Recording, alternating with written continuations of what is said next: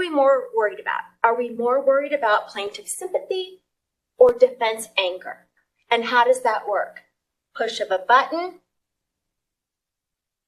We get these two charts. I love this bottom chart because I'll read it.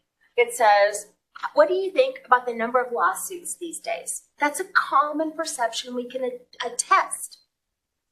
Look how we can accurately predict attitudes for oil and gas companies on a very specific attitudinal dimension. It's fun. What about question worry? There. How often do you believe a large corporation would lie if it could benefit financially from doing so?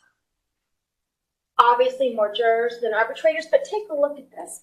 Almost 2/3 of our arbitrators.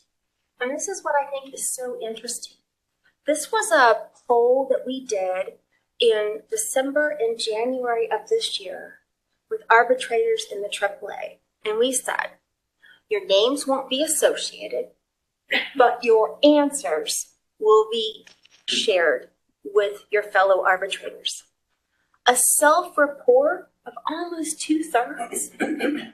That's fascinating. It was a really negative outcome. And obviously we weren't involved, but the trial attorneys were, and they interviewed the jurors. And they said, what was your reaction? In the opening statement, when the defense attorneys used these colored Legos and they tried to demonstrate what was happening, they were talking down to us, and it pissed us off, and it made us really mad.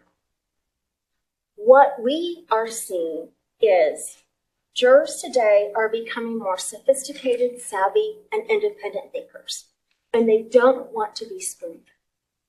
And I'll tell you, I've been doing this for 30 years.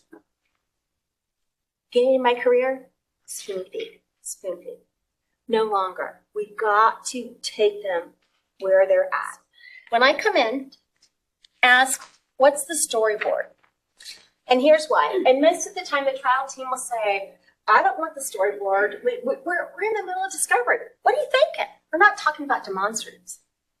But we need to be thinking about demonstratives at the beginning of every case so that we can achieve our goal. Okay, really quick story. Helicopter malfunction, brought in aviation attorneys, super smart. I think they know enough to fly airplanes, but they don't like me. And so when I ask questions about, oh, what does the carburetor do again? It even hurts my credibility even more. So I just want to suggest something to you I'm routinely doing, which is asking for them, what's your visual storyboard at the outset?